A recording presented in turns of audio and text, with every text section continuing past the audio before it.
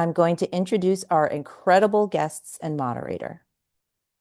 We are joined today by Geoff Schwartz, former NFL offensive lineman who spent 8 seasons in the league with the Carolina Panthers, Minnesota Vikings, Kansas City Chiefs, and the New York Giants. Geoff, along with his brother Mitchell, made history as the first Jewish siblings to play in the NFL since the 1920s. Today, Geoff is a national sports commentator for Fox Sports and SiriusXM, and he continues to use his platform to speak openly about Jewish identity in professional sports. Also joining us is Lee Schwartz, Geoff and Mitchell's father and the author of Raising Giants, My Extraordinary Journey with 2 NFL Sons. Lee's book chronicles the family's journey through youth sports, college recruiting, and the NFL, with a particular focus on navigating Jewish identity, tradition, and the challenges of being one of the only Jewish families in professional football. I'm now going to turn it over to Alex Freeman to provide some important context for today's conversation. Alex is ADL's Director of Sports Engagement, where he leads our efforts to work with athletes, teams, and leagues to confront hate and fight anti-Semitism.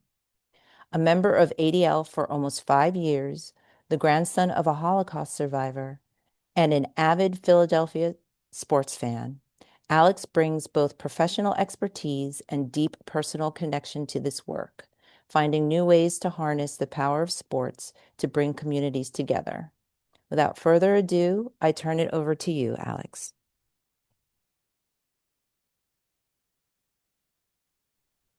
Thank you, Aisha. Good evening, everyone, and welcome to tonight's Game Changers conversation, Faith, Family, and Football. My name is Alex Freeman, ADL's Director of Sports Engagement. Before we begin, I want to acknowledge what happened over the weekend in Sydney, Australia. At least 15 people were killed in a targeted anti-Semitic attack at a Hanukkah celebration on Bondi Beach. Families gathering to celebrate the Festival of Lights were met with unspeakable violence and hate. Our hearts are with the victims, their families, and the entire Australian Jewish community. In moments like these, we have a choice. We can retreat into fear or we can come together, share our stories, and refuse to let hate silence us. Tonight's conversation with Geoff and Lee Schwartz about Jewish pride, resilience, and visibility in the face of anti-Semitism feels more urgent and meaningful than ever. The fact that we'll end tonight by lighting Hanukkah candles together, just as those families in Sydney were doing when they were attacked, is not lost on me. And it's an act of defiance, it's an act of solidarity, and it's an act of hope. So, on behalf of us all at ADL, thank you for being here tonight. Before we get into it, I just want to consider the topic, and I want to raise and show how important it is that we've already seen a really positive response from the sports world, showing solidarity and support. On your screen right now, you're looking at a few examples of how teams and leagues were speaking out. You have New Jersey Devils, Ottawa Senators, the Philadelphia Eagles, the Chicago Bulls. There were moments of silence at the Patriots games, at the Eagles games. It was really it's been a really strong show of support, and we're very grateful. And the reason that this matters is from our research, ADL's research with the Sports Innovation Lab, it shows fans want to see, it's 84% of fans support athletes using their platforms to speak out against hate. Another 60% support when their particular sports organizations choose to speak out on social issues. When organizations, athletes respond quickly and authentically to moments like this, it resonates deeply with their audience, their fan base, and it reinforces what most of us on this call know, that sports can be a force for good. But responses in the moment are important, but what's equally important are sustained, authentic work that happens before and after these tragedies. So that's why conversations like tonight's matter, and that's why we're so grateful that you've chosen to spend part of the third night of Hanukkah with us. And that's why athletes like Geoff Schwartz, who have been openly and proudly Jewish throughout their careers, are here to pave the way for the next generation. And so that's what I want to talk, that's what we want to talk to you all about tonight. So, Geoff, Lee, if you want to hop on and join us.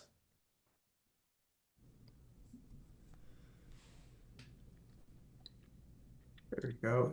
Good evening. Good evening. Yeah, thanks for having me today, and thank you to everyone who's joined. Should be a fun conversation to have. Yeah, Looking thank you forward for to it. it. Yeah. It's really unique. We have a father and son. I know Mitch wasn't able to join us, but I'm sure we have plenty of stories of this incredible journey that your whole family has really had to take. And that's where I want to start our conversation. Just for both of you, what does being Jewish mean to you? And then how has it shaped your family's journey through football?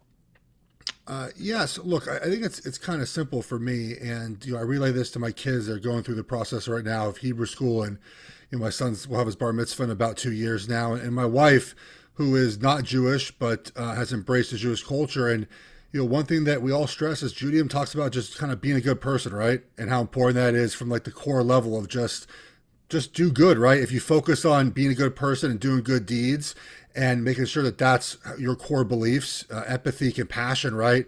Caring for others, that's going to go a long way in life. And that's sort of what I taught my wife when she came over to Judaism. It's what I've tried to instill in my kids. And I think that's the best way to go. So that's what it means for me.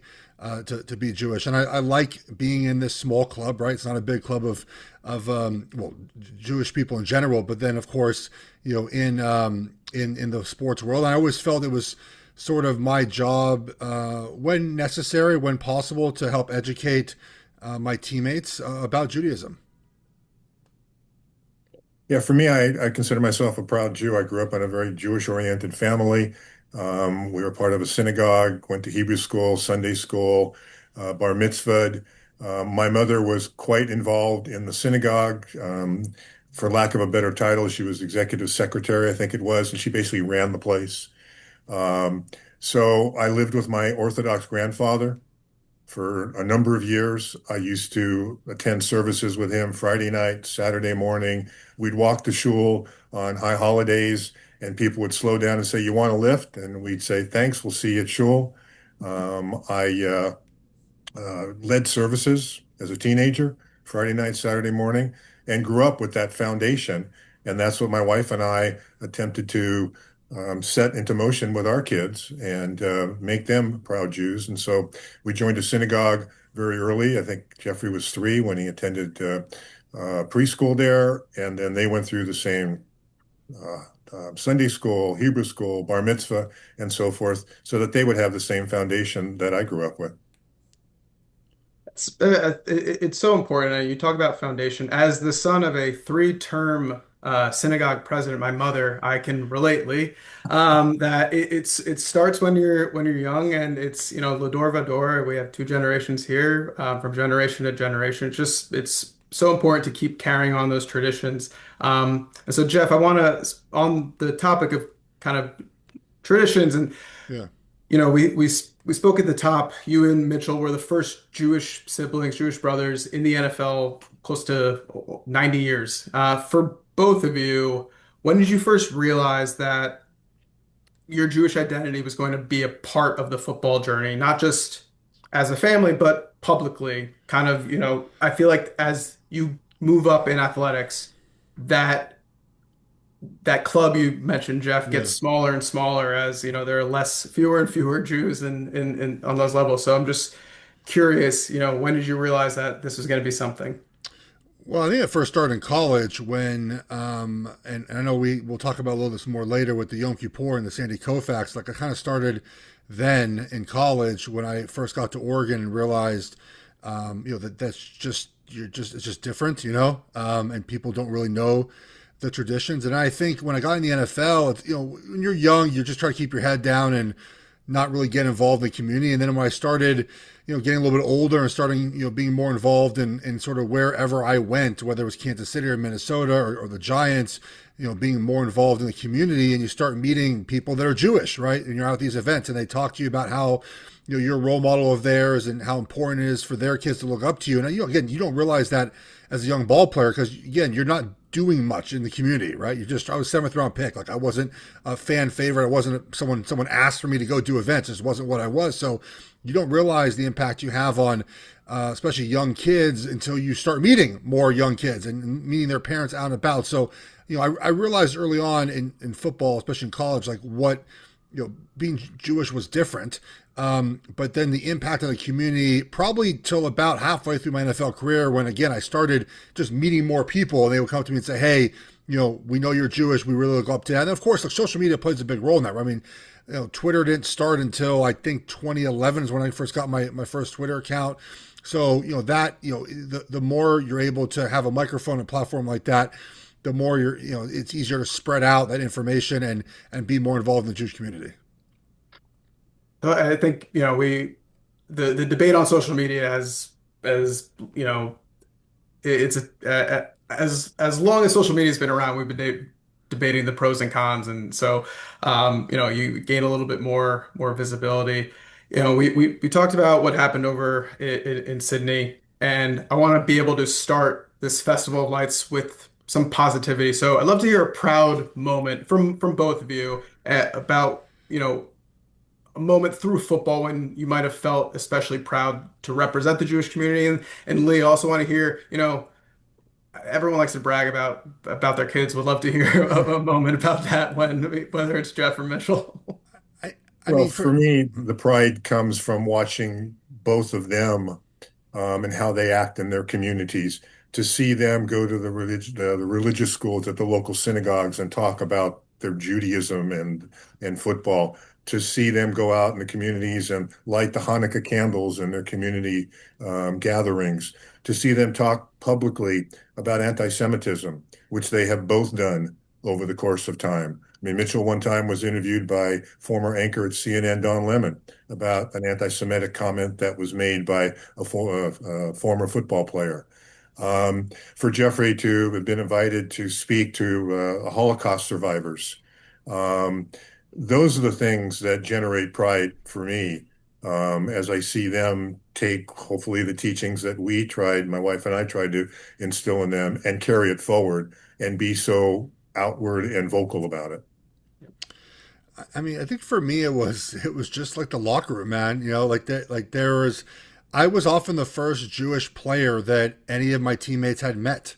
I mean, quite simply, like I had teammates tell me that, like you're the first Jewish. But now, of course, their agent was probably Jewish. Like their attorney. I mean, like they had other Jewish people in their lives, but no one who had been, I don't even know what the right word openly Jewish is. I don't wear a Star of David. It's not like I'm, but obviously we, celebrate the Jewish holidays and talk about it. I think, one thing that is really unique about a locker room is everyone's very curious, man. They ask questions. They want to know about religion. And I just took a lot of pride in explaining Judaism. You'd be very surprised how many players just didn't get the basic concept. Like, you don't believe in Jesus? I was like, no, I believe as a person. It's not the Messiah. Like these discussions we had in the locker room.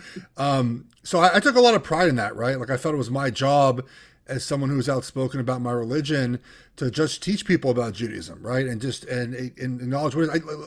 I think a lot of people, whether you mention social media, whether it's other forms of media, don't understand Judaism and they think it's something that it's not.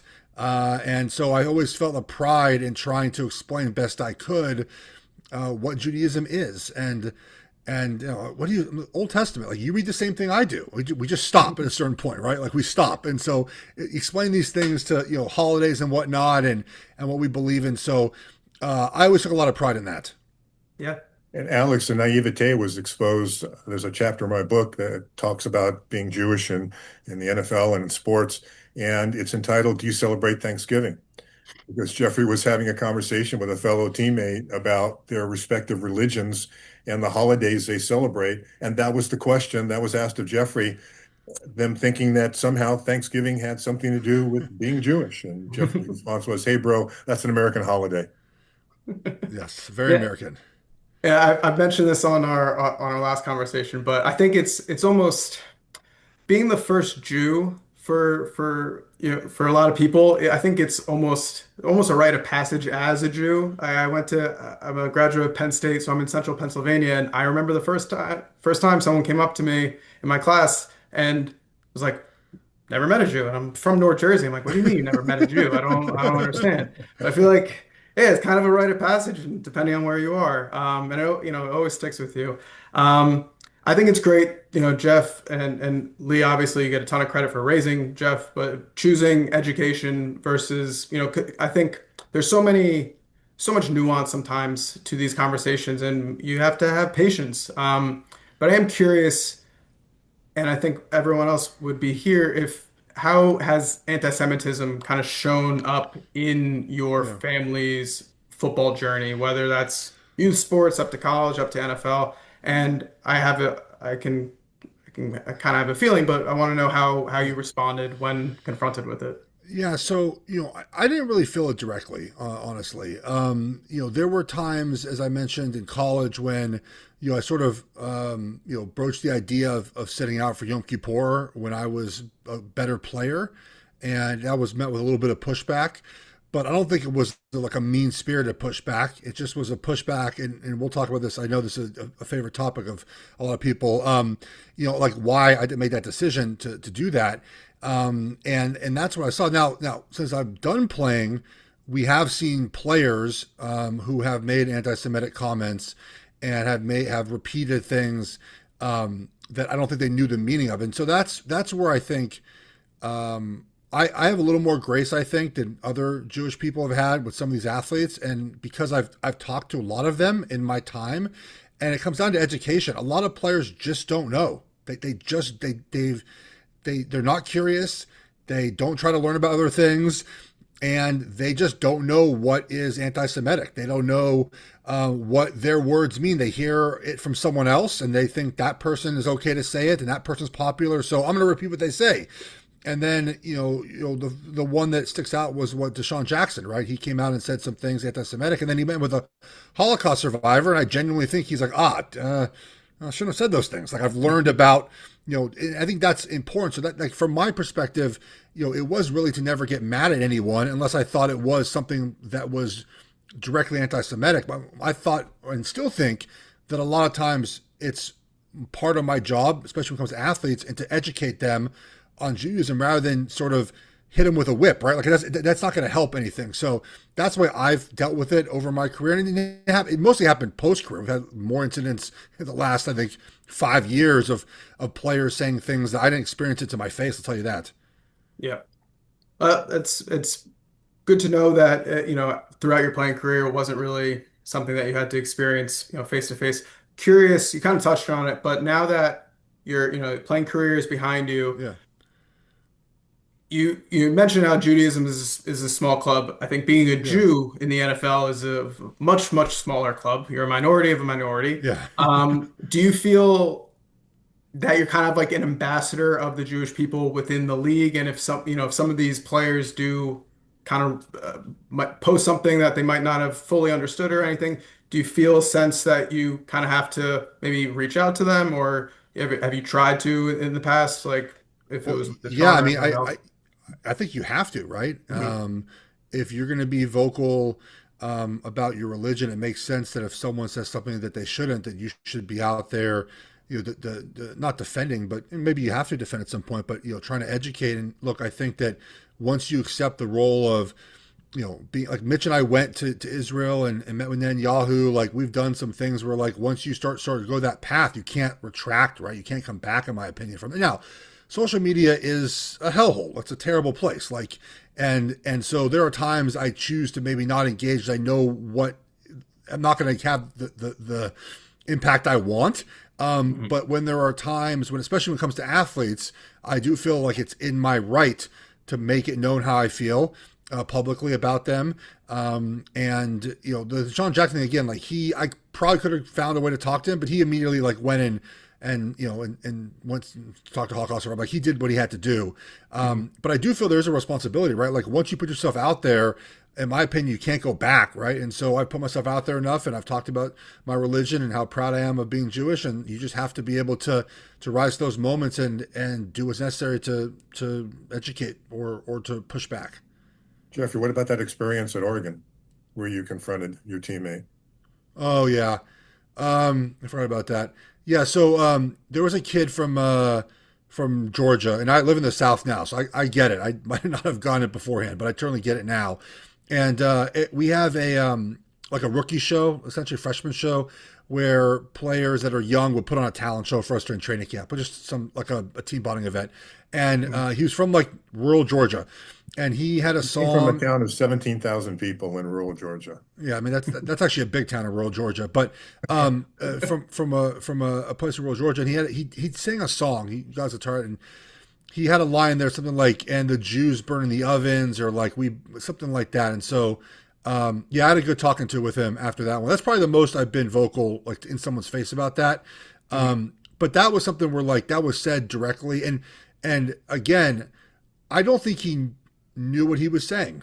I just think he Right. heard it and he just wanted to put in a song lyric. And after that, never happened again. We became friends. But like, yeah, geez, that's a long time ago. That's like 2006. That's a long time ago now. Uh, well, no, I appreciate you sharing.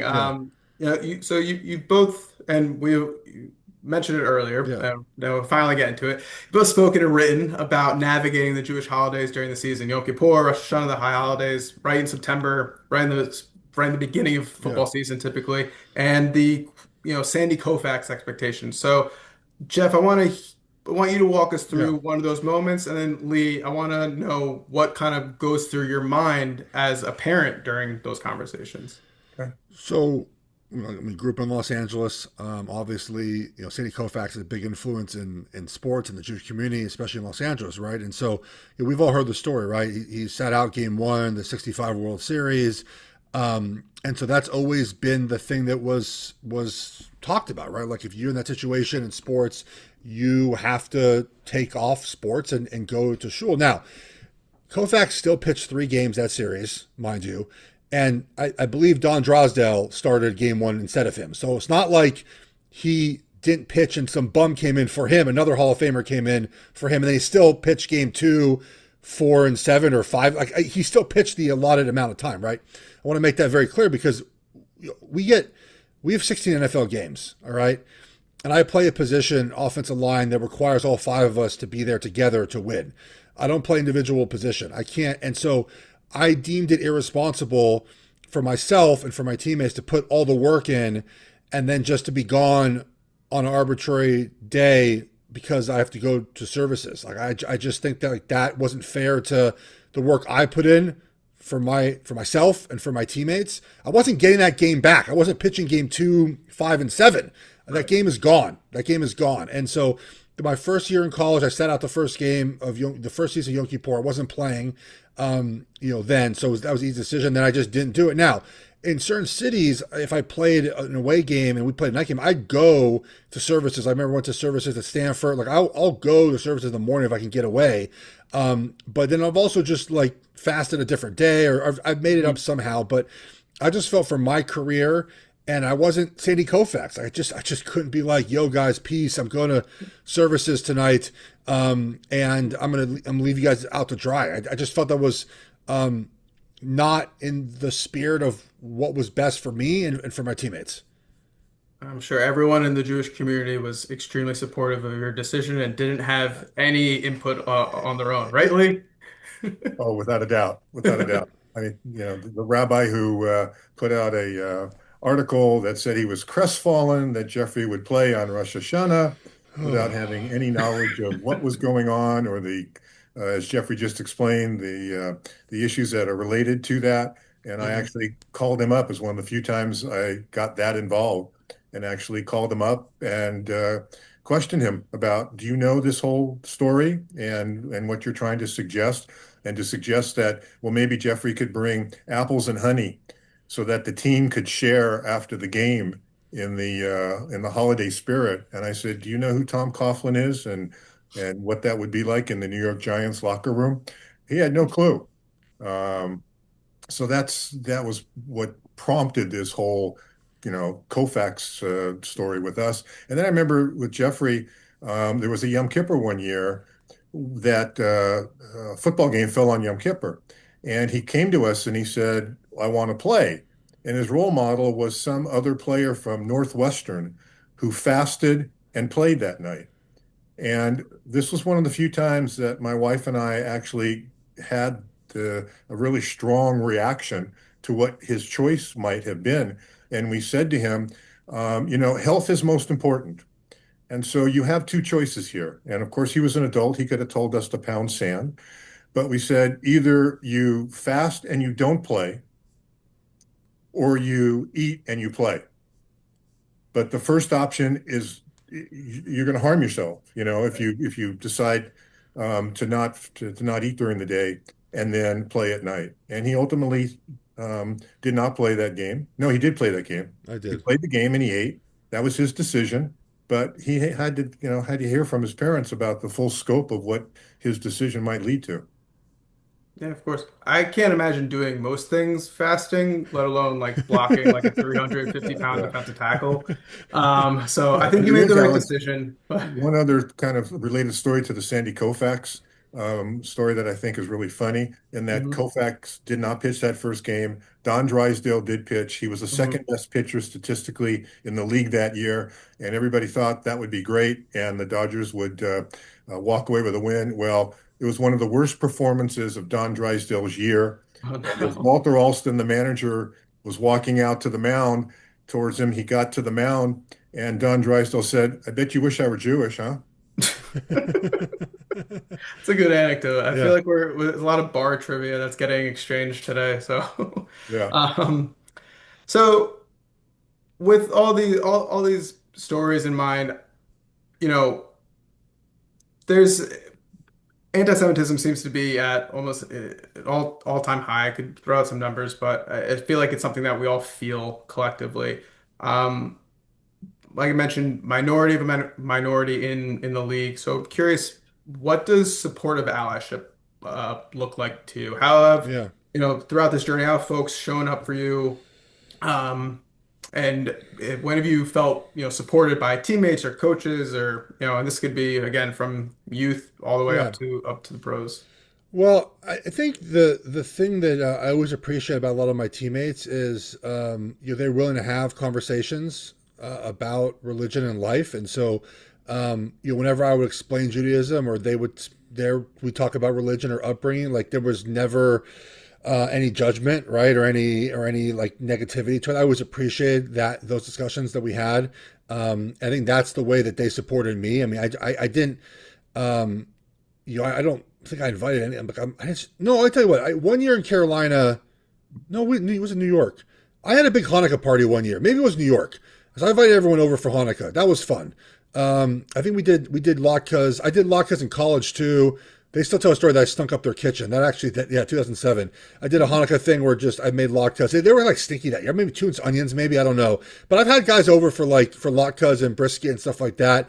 For that, I mean, I think now like it's so funny because I think now with our family's situation in Charlotte and sort of like who we hang out with, one of our cousins, Catholic, tells people he's Jewish all the time. He's like, I go to that's just like what our life is now, almost in a sense, because we do so much of it now. But I had an offensive line coach in Minnesota with the Vikings, assistant offensive line coach Ryan Silverfield, now the head coach at Arkansas. He's Jewish, and we were playing a road game in St. Louis, and I brought my menorah with me for Hanukkah, and we lit the menorah in the room before we played the Rams that game. So I've had little moments like that, but I never really expected my teammates. Like they didn't expect me to go with them to religious events, and I don't think I expected them to do the same for me. But when I did invite them over for things, they were great about it. For me, Alex, I had a couple of Yeah. experiences when I was a youth where I really felt the support of the community. Um, One was I played CYO basketball. And for those Mhm. that may not know what that acronym is, it stands for Catholic Youth Organization. I was the first Jew to be allowed to play in that organization as like a 12-year-old. Wow. And I'm sure there had to be discussion about, my playing, particularly when I would come out on the court with my mezuzah draped around the strap of my jersey, and I would play with the mezuzah on me the entire game. And I understand the nuns in the stands were really kind of questioning what is that? What's going on there? But they allowed me to play, and I felt included. Then in seventh grade, I was playing basketball. I wanted to play middle school basketball, but bar mitzvah lessons were going to get in the way. It would take up one day of my week, and I had a dilemma. So I went to my coach and I said, I've got this issue I need to talk to you about. And he says, okay, what is it? I said, well, I'm Jewish and I've got bar mitzvah lessons and a bar mitzvah is, and he stopped me in place. Now, as I said earlier, my mother was really involved in the synagogue, so I figured I knew every Jew in town. Well, he stopped me in place because he was Jewish and he wanted to let me know that he was Jewish. He just wasn't a practicing Jew. And so, but he allowed me to practice. Little did my 12-year-old self know at the time that Mickey Rabinovitz might have been Jewish because that was the name of my coach. But he allowed me to play. And I don't know if it would have changed the direction of my basketball, high school and junior high school basketball career, middle school careers, but he was very considerate of that and allowed me to remain on the team while I missed practices for bar mitzvah lessons. Wow, Coach Rabinowitz, Yep. nice, good guy. No, that's it, it's also great to hear. You know, Geoff, you took the words out of my mouth just because I was going to ask. I know there was the traveling menorah Yeah. story, but I'm really glad you touched on it. You know, Leah, we have a lot of parents on this call, and I think that was a big hook for this particular event to hear, you know, from a parent who raised two sons who went on to professional sports careers, but also kept their Jewish identity really close to themselves, you know, close to their heart. So it's obvious, you know, through the book that you were very involved in the guys' journey. I want to hear, can you tell us just more about that involvement and how you and your wife were wanted to kind of balance the commitments to football and then the commitments to Judaism? Sure. Well, I think I learned from my father, who was a butcher and had odd hours, but attended every single athletic event that he could get to, sometimes rolling up at 9:30 at night at halftime of my high school basketball games to come watch. And so I was very involved with the boys from the time they were 5 years old in Little League. I coached them for probably 12 years and remained very involved along those lines. I did some number crunching for the book. I think I've attended over 200 football games between Mitchell and Jeffrey from high school through professional. And that doesn't count all the baseball games and basketball games and practices. So, yeah, I was very involved. Um, Hopefully not a helicopter parent, but you'll have to ask Jeffrey about that one. But Judaism and the religion also was extremely important. And so if a high holiday and a sporting event coincided, they were in shul. There was never a question about that. That always came first. Their bar mitzvah lessons always came first. They didn't play Pop Warner football. They may not have been able to because of their size and they were over the weight limit at the time, but nonetheless, bar mitzvah lessons came first. And Pop Warner wanted them to two practices a week in a game, and we couldn't do that. So they couldn't play Pop Warner football. So yeah, I was very involved, and hopefully to help them through some of their struggles and challenges along the way, but also living vicariously through them because it was just a real joy to watch them both play. Love that. And so what prompted you to write the book to begin with? At what point did you kind of realize that the family story was much more or was more than football? I started to write the book because I really wanted my grandkids to have a better idea of the story of their parents and their uncles, right? Because they were too young. I mean, Alex was born almost towards the end of Jeffrey's career, so he would have no direct knowledge of it or experience with it. But then as I started to write it, I realized there was a lot of messaging in there that I thought could be very helpful for a lot of different communities, particularly parents and athletes that might ultimately follow the same journey that we did and potentially benefit from hearing what we went through and how we got through it and what we did to help ourselves get through it. I mean, admittedly, the landscape today is quite a bit different than it was back then, and there are different challenges today. But I think there's a lot of messaging in the book that people could benefit from reading it. Love that. And you know, on that note, we do have a lot of young Jewish athletes watching tonight. Mentioned a lot of parents. So for both of you, for the young athletes, for the parents who, might feel isolated, who might be the first Jew on their team, or for a lot of their teammates to meet. What kind of practical advice would you offer about staying proud, grounded, and resilient? Well, I mean, look, I think you obviously have to feel very comfortable in your skin, right? You shouldn't do something that makes you uncomfortable. And but I do think that part of being Jewish is like having to have uncomfortable conversations, right? Because that's what happens a lot of times with us. And so it starts with the parents being able to have it with the kids, and then the kids being able to pass that information on, potentially, and just like again, social media, man, it's my kids are not there yet. They're going to be there soon. And, having a plan for how you teach your kids about social media and how it's not real. A lot of it's not real, right? I mean, that's a big part of it, right? Like the amount of times I joke to myself when someone sends me something a little hateful, like they would never say it to my face, right? They'd ask for a picture and a selfie and like an autograph, right? Like it's not real life. So I think that's important, right? When there's a lot of hate spewed online, and well, it might sound really bad, and there are some bad actors. I'm not pretending there's not. Just how to as a young athlete and young person, how to manage social media, right? And understand what it is, what it's not. And that would be important, just a lesson I think for any young kid out there. And I like to speak actually to the parents, having been a parent that has gone through this. My book contains what I call the playbook for success, and there's 7 pillars in there of lessons that I learned and commentary that I think other parents should be aware of. And I'd like to read 2 of them, if I might, because I think it's really important for them to recognize and consider. The first one says, education is first, second, and last. The chances that your offspring will succeed in life with a college degree are much greater than what sports can deliver. Again, bottom line is academics has to come first. As much as parents would like to see their children succeed in the sports world, very few of them ever will.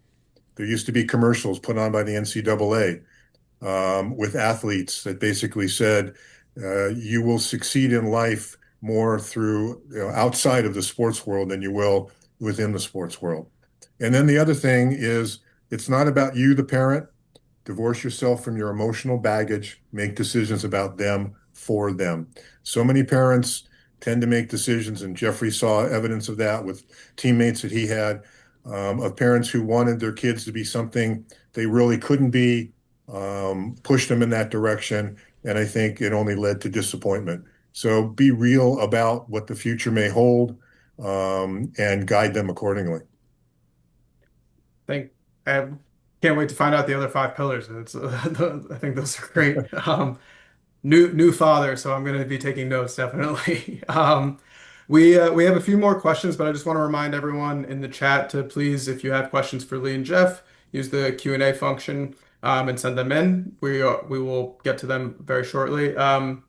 Lee, going back to the book, I know you mentioned the UCLA experience, the UCLA recruiting experience in there. Can you explain what happened and what kind of made that particularly eye-opening? Yes, my wife and I are both alumnus of UCLA. We had season football tickets for 40 years. And so very connected to UCLA and the team. And when Jeffrey was going through recruiting, he was invited to what's called Junior Day, where all the top juniors that are being that have of interest to the school are brought in for a day of promo and contact and whatnot. From that, they invited Jeffrey to a camp a couple of days later, and we told him that he couldn't go to all 4 days. He could go to one day. He showed up the one day, went to camp. I dropped him off. Hour and a half, 2 hours later, I get a phone call. Dad, I think you better show up. I think they're really serious about me. So I ran back to the field, and he had an offer before we left. It came from what's called the recruiting coach. It didn't come from the head coach, but he had an offer to come for a scholarship at UCLA. Later that day, we get a call from the recruiting coach saying we didn't have a chance to meet with the head coach, and we'd like you to come in and talk to the head coach. We came in on Wednesday to have a talk with the head coach, and Spent an hour and a half, 2 hours with him and the offensive line coach, talking about all sorts of things. Jeffrey had just come off of winning a city championship with his high school baseball team, and he was interested in maybe playing baseball as well as football. So we had these lengthy conversations. And then we told him that he also had an offer from Stanford, and we had to wait for their process, which was unusual at the time, to see whether Jeffrey would be admitted or not. And so we left it as such. We thought it was a good meeting. Friday morning, I get a text. No, it wasn't a text. It was an email from the head coach, Carl Durrell. We're retracting your offer. What? And I could hardly get a hold of him or any other coaches. I finally did. We had a call later that day in which Carl Durrell said to us, well, Jeffrey didn't seem to be too excited. This comes from a coach who was nicknamed Carl Dullard by a local reporter. He was too interested in his baseball and whatnot. And then the biggest thing about that whole call was the offensive line coach said, well, the fact that you're considering Stanford must mean that you're putting academics ahead of athletics. And I looked at my wife and I said, did I hear correctly? So they didn't reinstitute the scholarship. They tried to bring us back in the fall for another go at it. They offered us a gray shirt, which is another whole story, which we didn't accept. And it was a real disappointment at the time. But I got to say that ultimately, Jeffrey going to Oregon was probably the best thing for him. He had a great experience there. It was a great program, much better than UCLA's program, and it probably got him away from being near his overbearing father. So all good. Not all sunshine and roses. It's also funny, just, email, not a text, et cetera, et cetera. Yeah, he couldn't even call us to say that. He had to send it with an email because he Yeah. was, running from us.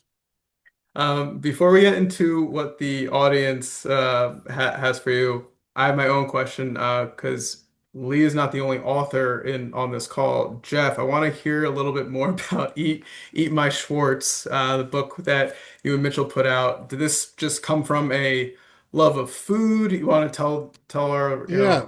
everyone So here what that was about? Yeah, so I mean, the genesis of that was my brother and I were trying to get a food show. We wanted to do a food show together. We've done a couple iterations of a food show, and the first step in sort of getting your name out there was doing the book. So we wanted to share sort of the same principles we talked about now, right? Family, faith, and food. And so we did that with the book. There's recipes in the book and whatnot. So that was like the first step in doing that. Now it was fun because we got to relive a lot of moments and talk about, things that happened in our lives that maybe we forgot about. So it was a fun process in making the book and pubbing the book and whatnot. But the ultimate goal was to end what we talked about, which was to get a TV show. It never happened, but we were told like that was sort of the first step in getting your name out there because then you do PR events and you do book signings and just like you just get your name out there, right? It's a way to just sort of talk about who you are and your upbringing and your values, and obviously the food was a big part of it. So that's how that started, and maybe one day Mitch and I will be able to do the food show. We got close. We did 7 episodes of a show. It'll never see the light of day, but we got close to doing a full season. Oh, we just found out Instagram is coming to TV, so you guys can just start your own channel, and then we'll be It flipping would be through. fun. It would be Yeah, fun. Yes, absolutely. I mean, look, it would be fun to do a food show. It would be a ton of fun. I bet. So on Hanukkah, like what for both of you, what's your favorite Hanukkah treat? What are we looking forward to this week? Well, so I did mine already. So we made latkes. I cheat. I just use the frozen hash browns. It's just easier. I can grind potatoes up like the best of them, but I'd rather not. It's too much work. And then I made a rib roast. So like it's prime rib, right? I took like a 6 pound two bone rib roast. You put in the sous vide for 6 hours. You take it out, and then you put like a crust of pepper and rosemary on top, and then you sear it for about 15 minutes, and it comes out like it's so good. Put a little horseradish sauce. It's delicious. So that's what we did for night one on Sunday. Watched a little NFL. We did latkes, and instead of brisket, we did the prime rib roast. Sounds delicious. That was so good. Oh, it was so Yeah. good, man. Oh, out of this world. Um, so my last question here, the program here called it Faith, Family, and Football. So when you hear that phrase now and in today's society with everything going on, everything that you've experienced, what does that mean to each of you? Faith, family, football. Well, I mean, I think that the what's happening in our world now, where the increased anti-Semitism, I think it's even more important to believe in what you know, right? And believe in your family and your faith, and just stick with it, right? Hopefully we get through this time with a little bit, or it calms down a little bit, I should say. In the next couple of years, the rhetoric, I don't think so, but I can still hope so. And I think when just sticking to who you are, man. Like don't let any of these incidents change who you are. If anything, it should make you a little stronger, and that's what I think it means to me. Yeah, I would concur. I mean, to me, family and faith are two of the most important tenets in my life and what I follow. And then the football was just kind of the icing on the cake for me. To have that experience, uniquely so, to have two sons who were so successful in what they did. But more importantly, I get asked frequently about being proud of the boys, and usually that question's related to what they did on the field. And for me, the pride comes from knowing that they are the same people today who left the house to go to college. All the notoriety, all the success hasn't changed them. They're still the mensch they were when they left here as 18-year-olds. And I couldn't be more proud of that component than anything else. Love to hear both of that from both of you. I think that you guys, even though growing, you lived come from the same house, and it's like different perspectives, but it's still, I think it means a lot to me. I think it means a lot to everyone on this call. Speaking of that, we do have a few questions. Gonna bring up my chat real quick. Um, Interesting one. Jeff, so for someone who's experienced both sides of the game, playing, analyzing, and commentating, how do you think the NFL has evolved in terms of inclusion, diversity, and kind of keeping an open locker room? Um, I mean, I don't know if it's changed much from when I played, quite honestly. I think it's always been a place that maybe doesn't get enough credit for how many diverse voices come and play football together. I mean, think about a locker room, right? I mean, everyone you come from all corners. I mean, when I was with the Giants, our center came from a one stoplight town in West Texas. And I came from Los Angeles, and we had to play together. Like that's what the locker room is, right? And so I don't know how much it's changed over the years. I think that's always what it's been. I do think that, again, I go back to, I hate harping on social media thing, but Mhm. it's very easy to get misinformation now, right? And to hear things that are just not true, and tend to repeat those things thinking they're true. I think that's maybe the biggest change, right? Is the ability for um, to just get misinformation and to share the misinformation thinking it's true when it's not.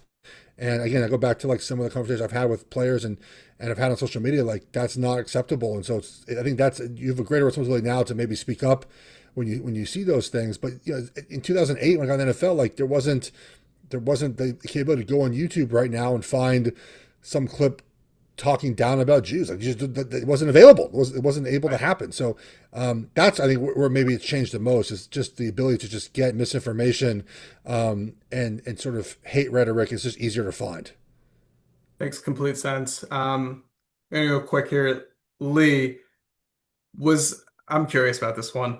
Was there a specific point in time when you knew that Mitchell and Jeff were destined to play professional football?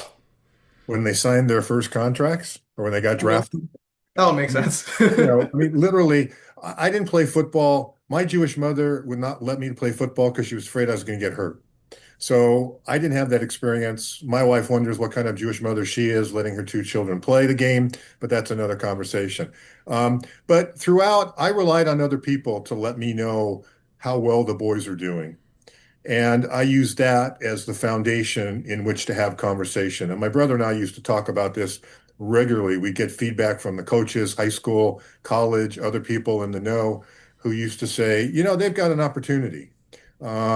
Mitchell, for instance, third game of his redshirt freshman year, a former offensive lineman, NFL offensive lineman, was in the stands. And I understand saw him play that game and said, he's going to the league. And the person with him said, "Well, how can you tell?" He said, "I haven't seen footwork like that in a freshman in my life." So those were the things that helped us know that there might be possibilities, but we were never sure. And look, Jeffrey was expected to be a higher draft than he was, and it ended up being at the end of the seventh round. But look what he did with that. He took that adversity and turned it into eight plus successful years. Absolutely. I'm sure you just have immense pride in that. The last question is an interesting one. Geoff, how was living in Northeast New York City metro area versus the Midwest?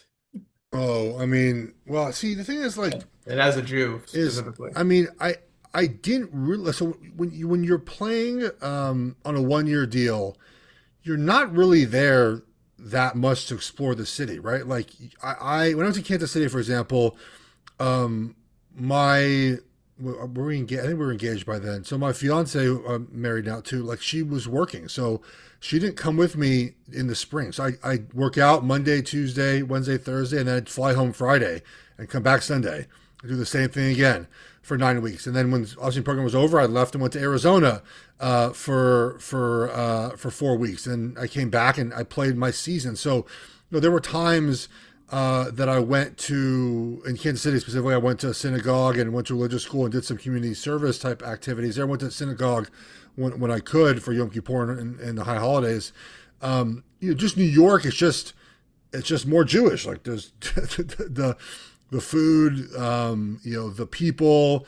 There's just more. It's just there's more Jews. I mean, it's just the way it is. But I didn't really feel I was because I signed a 4 year deal with the Giants. I had bought a house and I was more connected to the community in New York than I was in Kansas City or in Minnesota. But it's pretty easy to find, the local Jewish campus. We have it in Charlotte. I mean, Charlotte, we basically have one Jewish campus that has, two of the temples and a day school, a preschool, a JCC, and a camp. So like, Kansas City had that too. So did Minnesota, and so you find those places. But just the population is just not the same, right? I mean, there's just more. In New York, the bagels, Most Jews outside of Israel, yeah, New the York. bagels are better here. If I want a pastrami corned beef sandwich, I go find one pretty easily. You can't do that in Kansas City. I bet. Yeah. Um, all right. Well, I want to thank everyone who submitted questions and who joined us. And Geoff, Lee, thank you so much for such a powerful and you really unique conversation. This was, I think, for me, exactly what I needed to following this weekend and starting off this holiday, the rest of the holiday week. Before we do move on to the candle lighting, and I want everyone on the call to join us, I do have one more thing to share with you. Thank you, Aisha. Yes, so if this conversation tonight resonated with you, I want to invite everyone to join us at Never Is Now, the world's largest summit on anti-Semitism and hate. It's going to take place in New York City at the Javits Center, March 16th to 17th. It's ADL's flagship event, bring together thought leaders, policymakers, athletes, educators, and for the first time, we will be bringing this Game Changers event series to life and host a live conversation as part of this event. So please stay tuned for panelist announcements and register. Aisha just dropped the link in the screen. Early bird tickets are available now, and you can save $150 by registering early. QR code is right there on the screen, and you'll be taken directly to registration. So want to have a quick plug there. And Lee, I know you have your menorah with you. I know Geoff, you're traveling, but Yes. I'm going to. Oh, there we go. Yeah. I don't We think got I it don't, right I don't think I here. can. I don't think I checked that through TSA, but so I didn't give it a go today, unfortunately. No, I I really wish you did because then I wouldn't be, by myself on, I having everyone else listen to oh me say well, the wrong things. my But my dad's going. I mean, no, yeah, I oh, should it's not a I problem. should Yeah, FaceTime my wife. She might. I'll have her get the kids on. We can do it yeah. all together. All right, come here. All right. Ooh, okay. Baruch Baruch atah atah Adonai. Adonai. Oh no. Look at Out. that. Lee, take it away. Eloheinu melech haolam, Olam asher Asher kiddushanu Kishanu b'mitzvotav, B'mitzvotav v'tzivanu V'tzivanu Lehalikner Shel Chanukah. Chanukah. Baruch Baruch atah atah Adonai Adonai Eloheinu Eloheinu melech melech haolam. haolam Oh gosh. Anti-Semitism. She'asa Anisim nisim lavotenu lavoteinu bayamim Bayamim hafhem Hem ba'azman. Oh, we almost made Hazeh. it. We almost made it, guys. Happy Hanukkah, everyone. Thank you again for everyone Thanks who for joining joined us. us. Real quick on Hanukkah, before we close, I want to mention that Lee's book, Raising Giants, is available on Amazon. We have a special discounted price through December 26th. If you need some last minute Hanukkah shopping, you can do that. We just dropped the link in the chat. And we encourage everyone to please check out ADL Sports and Anti-Semitism resources. A recording will be made available shortly. After this, you'll receive an email. And thank you again. In the words of Hanukkah, a small light can push back a lot of darkness. So thank you again, and we will see you at the next Game Changers event. Thank you Thanks so guys. much, Alan. Thanks for having us. Thank you. Bye-bye. Bye, guys. Bye.